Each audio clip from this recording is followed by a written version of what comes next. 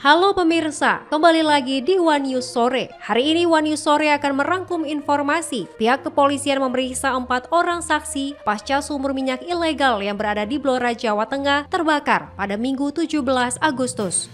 Usai pemeriksaan para saksi, penyelidikan akan dilakukan untuk mengetahui penyebab pasti kebakaran. Mantan Ketua DPR RI Setia Novanto keluar dari Lapas Sukamiskin Bandung melalui program pembebasan bersyarat. Waketum Partai Golkar Ahmad Doli Kurnia menyatakan Setnov tidak pernah keluar dari partai berlambang pohon beringin dan masih menjadi bagian keluarga besar Golkar. Pemirsa, inilah One News Sore selengkapnya.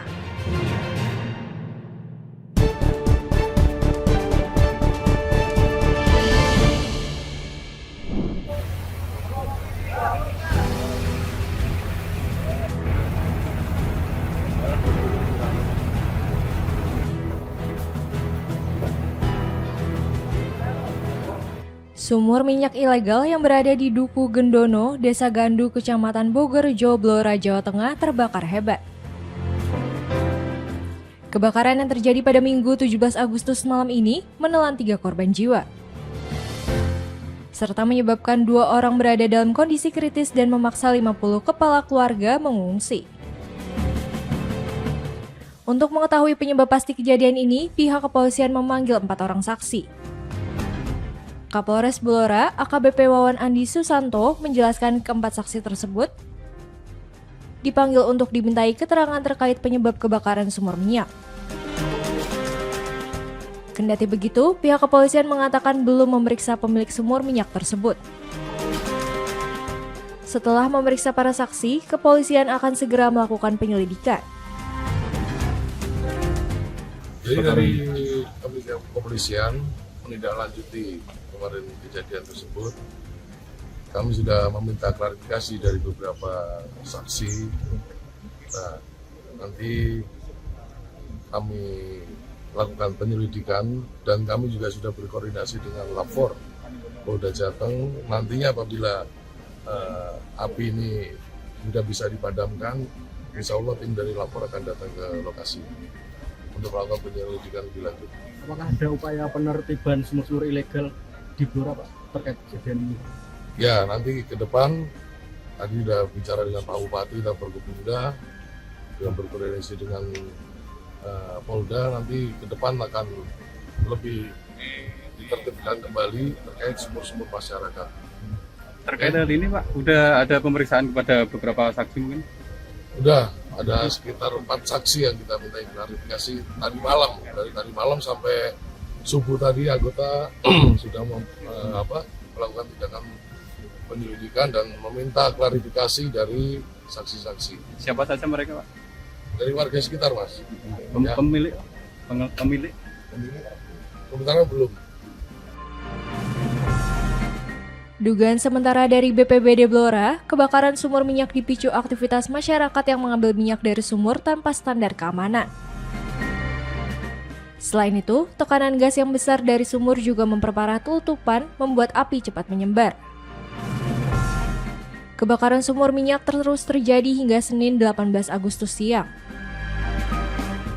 Metode pengurukan sumur dengan tanah menggunakan ekskavator dilakukan untuk memadamkan api. Tak hanya itu, BPBD dan Damkar pun berupaya memutus aliran limbah minyak untuk mencegah api merambat lebih jauh.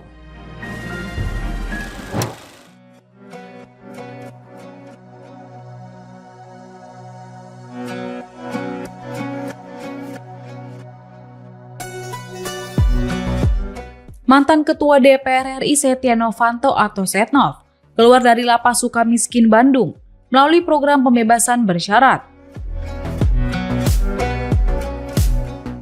Waketum Partai Golkar Ahmad Doli Kurnia menyatakan Setnov tidak pernah keluar dari partai berlambang pohon beringin itu dan masih menjadi bagian keluarga besar Golkar. Namun, untuk kembali aktif di kepengurusan atau maju pileg, Golkar menyerahkan sepenuhnya kepada Setnov.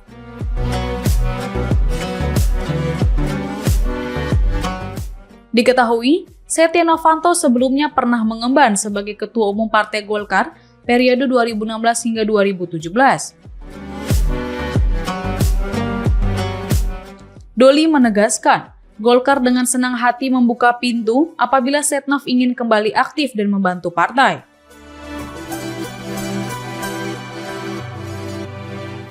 Di sisi lain, Sekjen Golkar Sarmuji tak banyak menjawab soal kemungkinan Setnov gabung kembali dengan Golkar setelah bebas murni.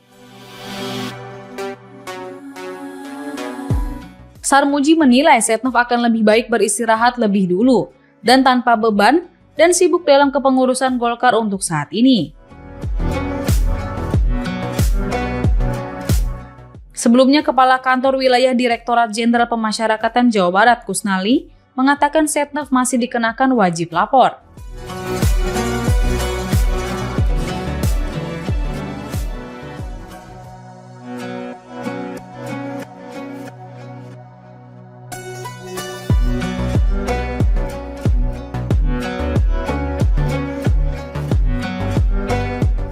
Kusnali menjelaskan Novanto sudah menjalani hukuman selama 8 tahun di Lembaga Pemasyarakatan Sukamiskin, Bandung, atas kasus korupsi proyek KTP elektronik.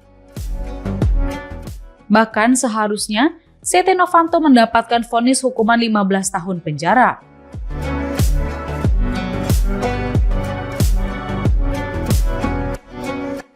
Namun melalui putusan peninjauan kembali atau PK, Mahkamah Agung yang diputus pada 4 Juni 2025, hukuman Novanto dikurangin menjadi 12 tahun 6 bulan. Tak hanya itu, dalam amar putusan PK, Setia Novanto juga dijatuhi denda 500 juta rupiah, subsidi 5 bulan kurungan, serta uang pengganti 49 miliar rupiah, subsidi 2 tahun penjara.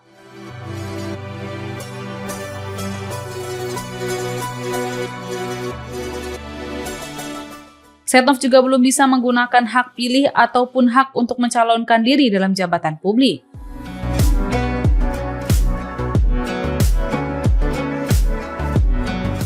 Hal ini sesuai dengan regulasi hak politik baru bisa dipulihkan 5 tahun setelah masa pidana selesai.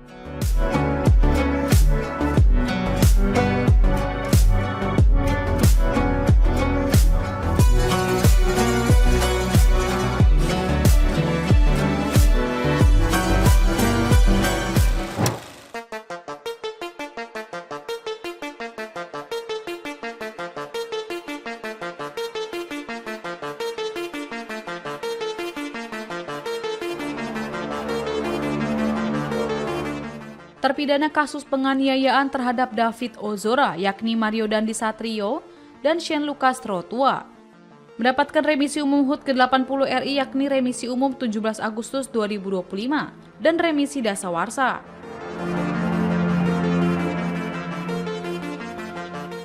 Kepala Lembaga Pemasyarakatan Sukamiskin Fajar Nur Cahyo mengatakan Mario mendapatkan remisi umum dan remisi dasawarsa masing-masing sebesar 3 bulan dan 90 hari.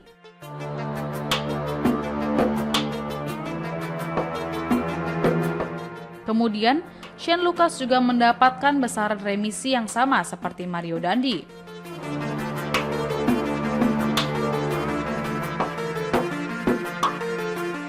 Diketahui dalam kasus ini Mario Dandi telah menjalani masa tahanan sejak 22 Februari tahun 2023.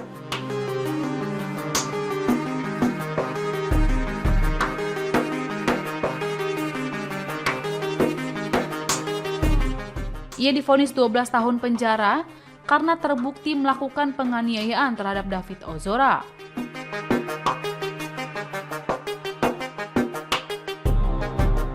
Penganiayaan terhadap David ini dilakukan oleh Mario Dandi, Shane Lucas, dan perempuan inisial AG di perumahan Green Permata, Jakarta Selatan pada 20 Februari 2023. Penganiayaan terjadi usai Mario mendapatkan informasi bahwa pacarnya AG dilecehkan oleh David.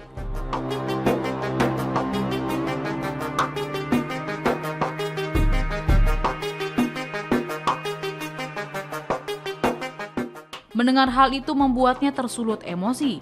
Mario lalu meminta untuk dipertemukan dengan David dengan alasan mau mengembalikan kartu pelajar David.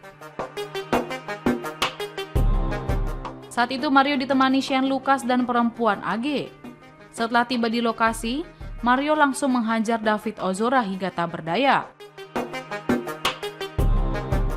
Dalam persidangan terungkap fakta meskipun korbannya sudah dalam keadaan tergeletak tak berdaya, penganiayaan masih tetap dilakukan.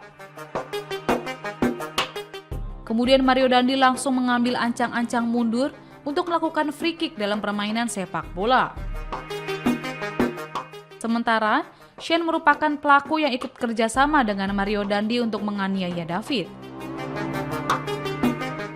Shane turut menemani Mario menuju ke kompleks perumahan rekan David, di mana TKP penganiayaan itu terjadi. Saat penganiayaan, Shane Lucas tidak berusaha melerai. Bahkan, ia disebut malah mendokumentasikan lewat kamera ponsel dan atas perbuatannya, Shane dijatuhi vonis 5 tahun penjara.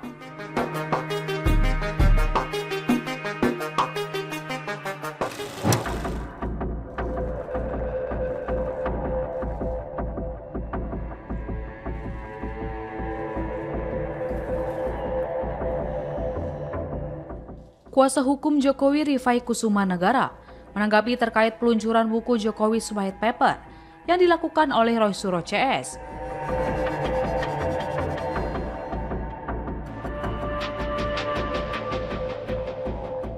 Buku itu berisi terkait dugaan ijazah palsu Presiden ke-7 RI Joko Widodo atau Jokowi, yang merupakan karya Dr. Tifa, pakar telematika Roy Suryo, dan ahli digital forensik Rismon Sianipar.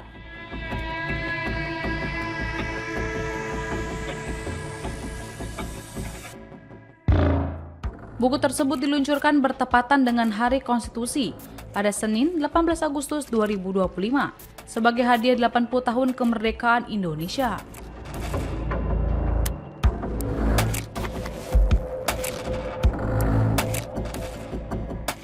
Menanggapi hal itu, pihak Jokowi menilai bahwa peluncuran buku itu merupakan bentuk fitnah dan upaya pihak Roy Suryo dalam membangun alibi.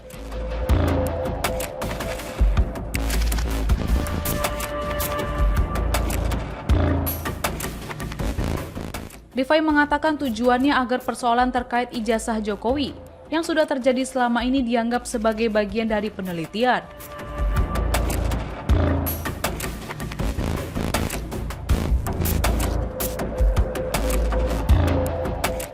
Kendati demikian, ia tetap meyakini jika masyarakat bisa menilai mana yang benar-benar penelitian akademis.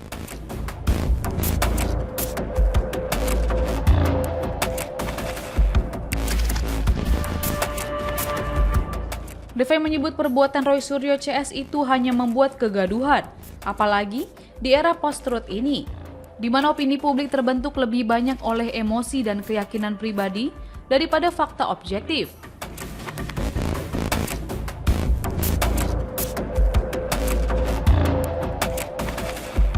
Sehingga, kata dia, penting adanya langkah hukum yang diambil di tengah era post-truth seperti zaman sekarang ini.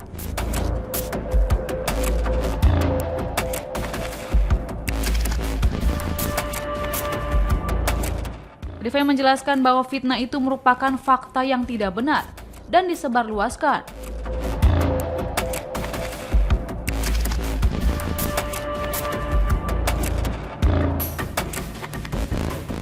Ia mengatakan contohnya seperti yang dilakukan oleh Roy Suryo CS yang hingga kini masih saja mempermasalahkan keaslian ijazah Jokowi.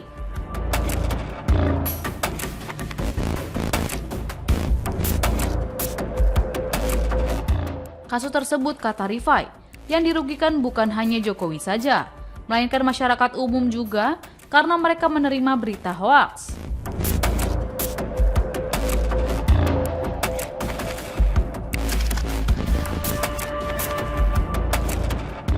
Lebih lanjut, ia menegaskan kembali bahwa peluncuran buku tersebut merupakan fitnah dari kubu Roy Suryo CS terhadap Jokowi.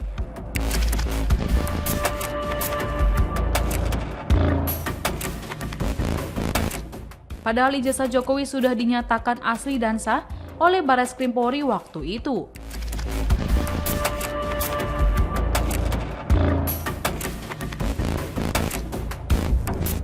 Lalu, untuk proses hukum ke depannya, Rifai menyatakan bahwa pihaknya masih menunggu persidangan kasus tudingan ijazah palsu ini.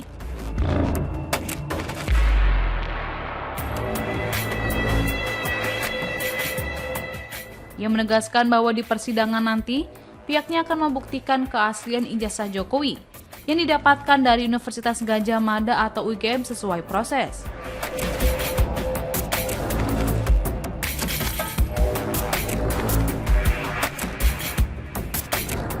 Sebelumnya, peluncuran buku ini nyaris batal karena pihak manajemen gedung UC UGM mendadak membatalkan penyewaan.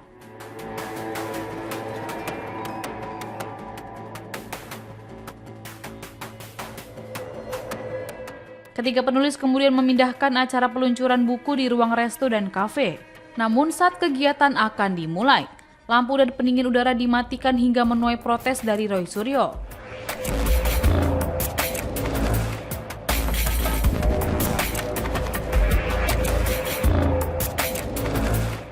Meski dalam kondisi gerah dan suasana agak gelap, namun acara soft launching buku berlangsung hingga akhir.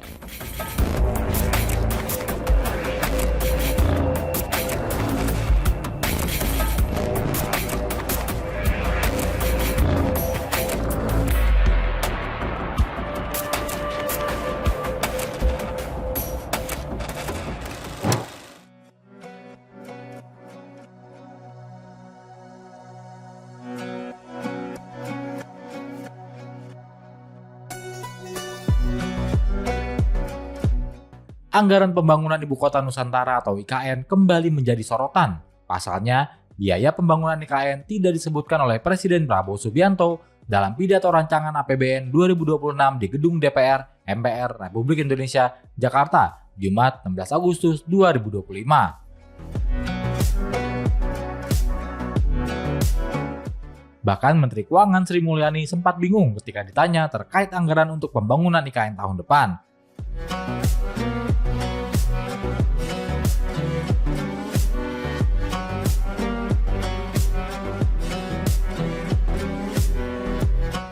Dalam konferensi pers RAPBN 2026 beberapa hari lalu, Sri Mulyani mengaku timnya belum menyiapkan data terperinci soal anggaran pembangunan IKN.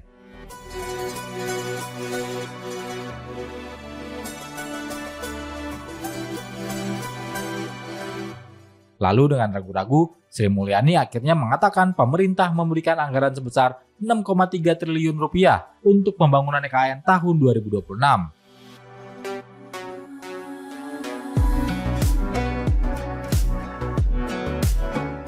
Dilansir dari dokumen buku nota keuangan beserta RAPBN 2026, anggaran pembangunan IKN tersentralisasi pada Badan Otorita Ibu Kota Nusantara atau IKN.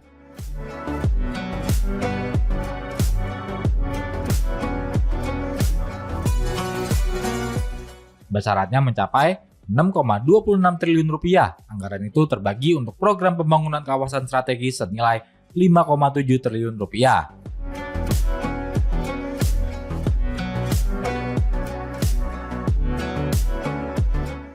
Dan sisanya untuk dukungan manajemen otorita IKN senilai 553 miliar rupiah.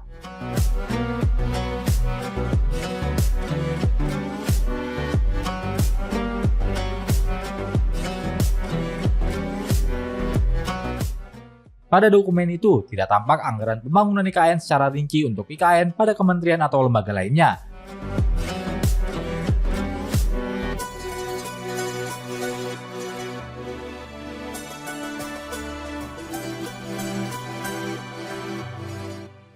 Rencana anggaran pembangunan IKN di Kementerian Pekerjaan Umum serta Kementerian Perumahan dan Kawasan Permukiman pun tidak tampak.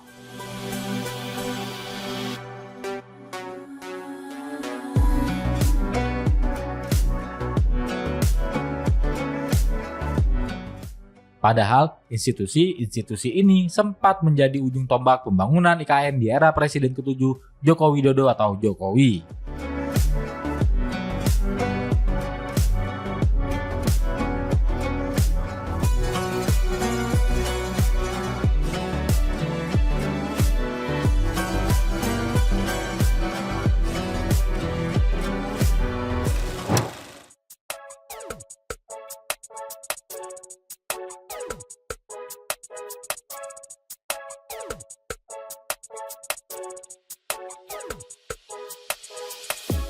Ketua MUI Bidang Fatwa Profesor Kiai Haji Asrorun Niam Soleh mendorong adanya perbaikan tata kelola zakat dan pajak agar bisa mendatangkan manfaat secara optimal.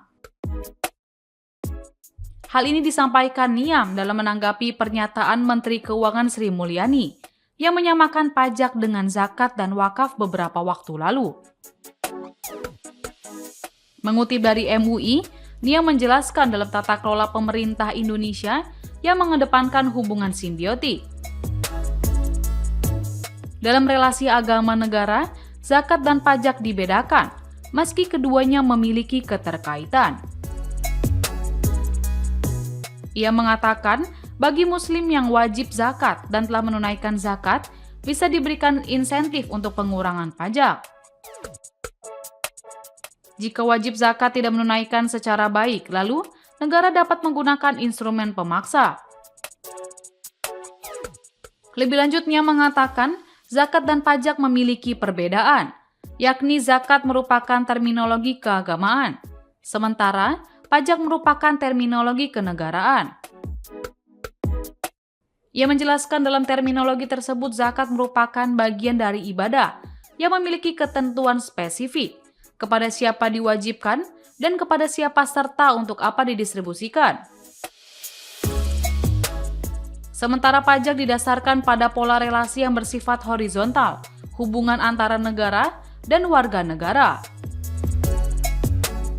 Dia mengatakan bisa jadi keduanya sama-sama keharusan, tapi sumbernya berbeda dan karakteristiknya juga berbeda.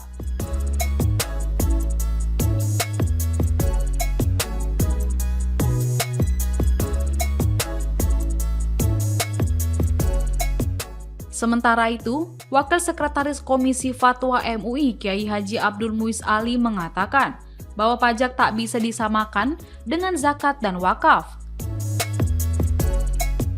Ia menilai pajak berlaku secara umum, baik untuk muslim maupun non-muslim. Berbeda dengan zakat yang menjadi kewajiban bagi setiap umat Islam.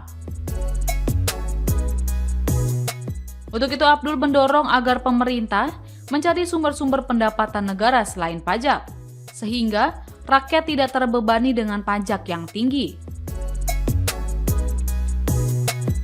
Sebelumnya, Menteri Keuangan Sri Mulyani Indrawati menyebut ada kemiripan filosofi antara pajak, zakat, dan wakaf, yakni sama-sama mengandung nilai keadilan sosial. Ia mencontohkan bagaimana pajak digunakan untuk program bantuan sosial, seperti program Keluarga Harapan yang menjangkau 10 juta keluarga.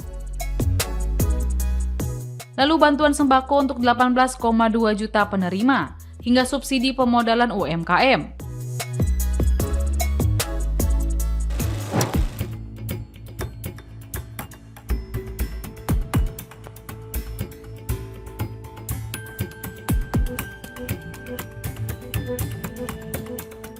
Gregorius Ronald Tanur termasuk salah satu terpidana yang mendapat remisi 4 bulan atau pengurangan masa hukuman saat peringatan Hari Ulang Tahun ke-80 Republik Indonesia Minggu 17 Agustus.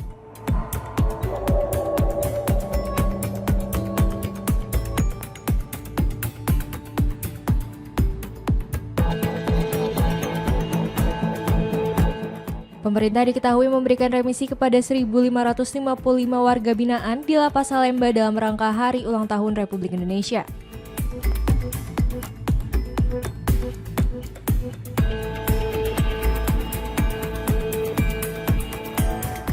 Kalapas Salemba Muhammad Fadil Senin 8 Agustus mengatakan remisi diberikan kepada warga binaan berkelakuan baik.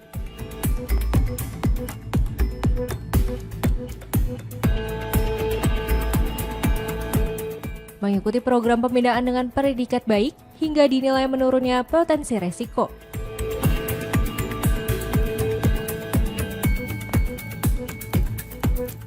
Nama Ronald Tanur pun menjadi sorotan, mengingat kasusnya yang menyita perhatian publik.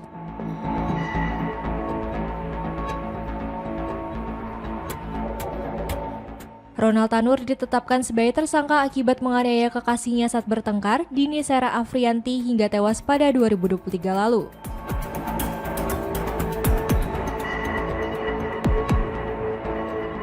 Perjalanan hukum yang dilalui oleh Ronald Tanur penuh kontroversi.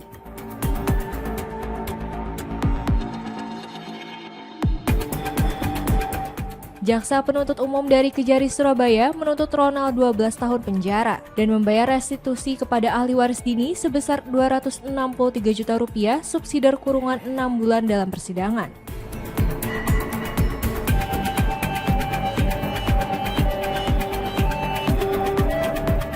Ketika menjalani sidang di Pengadilan Negeri Surabaya, hakim menyatakan Ronald tidak terbukti secara sah dan meyakinkan melakukan kejahatan tersebut.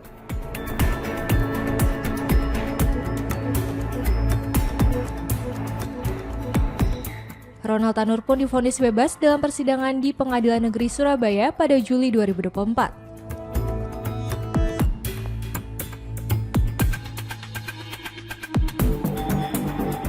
Keputusan hakim menimbulkan tanda tanya, hingga akhirnya tim Jampitsus Kejagung melakukan penyelidikan dan terungkap praktik dugaan suap di balik putusan itu.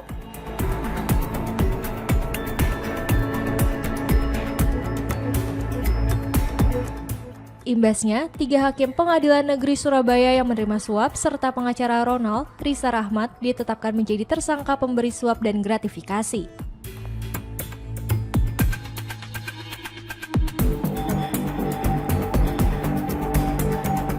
Selanjutnya, Mahkamah Agung menjatuhkan hukuman 5 tahun penjara terhadap Ronald Tanur pada tingkat kasasi.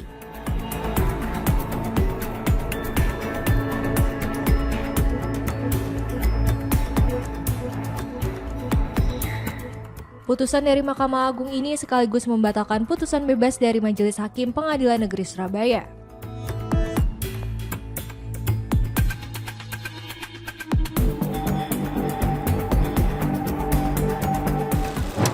Demikian informasi yang dapat kami sampaikan pemirsa. Terima kasih telah bergabung bersama kami. Sampai jumpa di One News Sore berikutnya setiap pukul 7 malam hanya di kanal YouTube TV One Newscom.